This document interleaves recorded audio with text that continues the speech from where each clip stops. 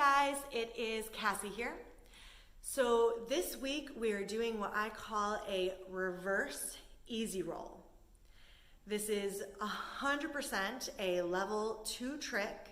I won't even show this in my level 1 classes, even if I have level 2 students in there.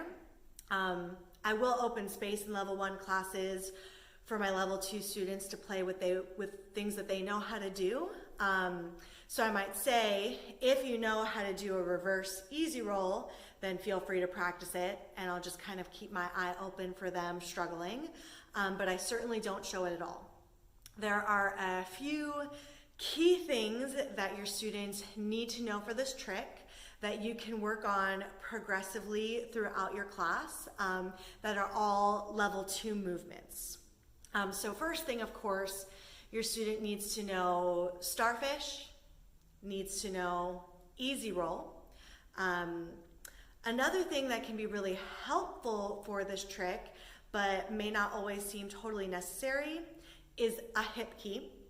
And then if you do the back end of the trick that I did to exit, a pike throw, okay? So starfish, easy roll, hip key, and pike throw. So the way I would structure my class is I would probably do a lot of obliques and some hamstring stretches because you need to use your hamstring to help you in this movement. Then I would have my students get really warm by doing 3 easy rolls, let's say, on each side. And then I would have them learn their hip key. Then I would have them practice doing an easy roll and reversing it without going all the way down into their gazelle. Then I would have them practice pulling up from gazelle a few times on each side. Then I would have them work the full reverse easy roll, okay? So let me just break down the whole trick itself. First, I need to get into my seatbelt, and I'm going to do seatbelt with wide legs. Okay, so your student, of course, needs to feel comfortable here. Now, the next part kind of hurts if you're not used to this. You need to pike your legs together, squeeze the fabric between your thighs. This helps hug your handles together so that it's easier for you to come into gazelle from seatbelt. So I'm going to take one leg and hook it over both of my handles, and I sort of squeeze the fabric together between my calf and my thigh, and then stretch the other leg behind you so that you're in your gazelle. This is going to be much easier in a double point system than it will be in a single point system, because it's really important that I find the correct handle. There are lots of ways for you to get what's called cross crotch here, and only one way to make this actually work. So whatever leg is wrapped around the swing, you need to crunch up and grab onto the handle of the leg that's wrapped.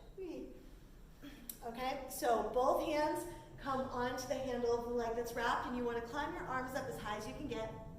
Then use your leg to help lift you the rest of the way up. So I like to extend my leg out, push into my leg as I pull up so that the fabric comes right below my butt. Now I've got a free leg.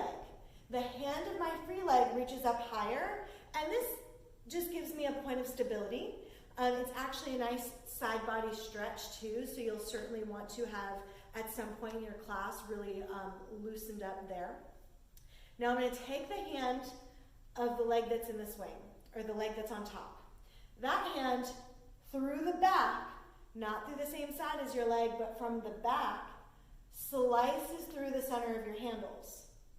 Then you want to hip key your bottom hip on top of your one that's lifted, and that helps you get through the center of the fabric without getting caught in your butt. So you start to hip key one leg on top of the other as you bring your torso through the center, and then you kind of easily get yourself into your starfish position. Okay? Now, when I drill it out, what I would have done is first brought my students regularly up into their starfish, Then I would have had them pretend like they're doing an easy roll and stopped once they got the fabric just below their butt and had them drill out coming up like this, because that is much easier for them to get in their mind what handle they need to grab, because they're already grabbing it as they do their easy roll, and then they just need to reverse it.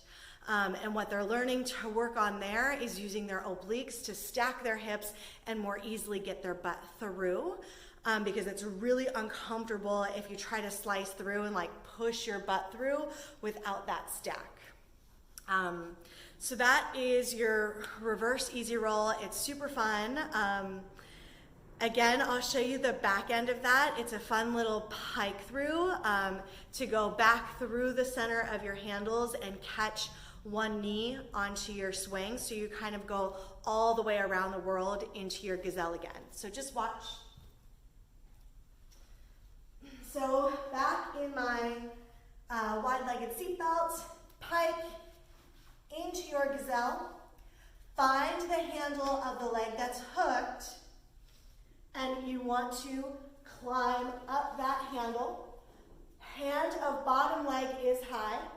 Hand of wrap leg through the back, slices through the center of your handles, pike or hip key to come through.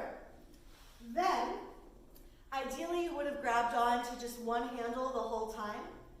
Both hands grab on to one handle. You lean back, pike your legs together, lift up so you can bring them through the center of your handles, bend the knee of the handle that you're grabbing onto, so you're back in your gazelle. So that is a really fun level 2 move, reverse easy roll, or whatever the heck you want to call it. Just have fun with it.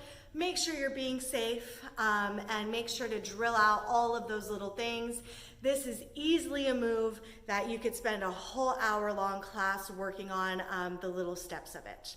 So if you have any questions, just comment below, and maybe share a video of you doing it. Bye.